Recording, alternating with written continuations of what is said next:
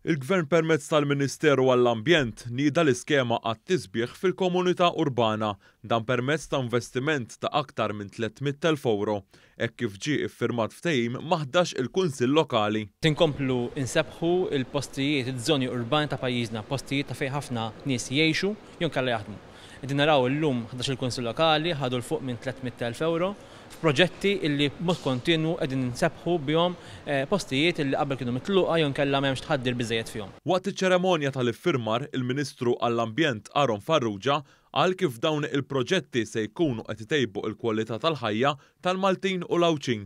Kunsill Lokali għandhom ħafna xogħol jagħmlu, però aħna qegħdin ngħidulhom illi fejn is-soltu ntuhom 70% tal-fondi għal proġetti ambjentali, issa konna dejna diġà intuhom il-100% tal-proġetti ambjentali biex bekk immexxu nixprunaw il-Kunsill Lokali biex jinvestu iktar proġetti ambjentali ta' tħaddir dak li l-poplu Malti ilu jisħaq. Il-Ministru Farrugia ħeġġeġ sabiex aktar kunsilli lokali jagħmlu proġetti bħal dawn sabiex itejbu l-ambjent urban. Il-kunsilli lokali li tigawdu minn din l-iskema huma ta' Għajnsielem, San Ġiljan, Santa Luċija, tal-Ħamrun, tal-Belt, San Lawrenz, il-Birgu, Birzebbuġa, il-Munxar, tal-Qala u ta' Sliema.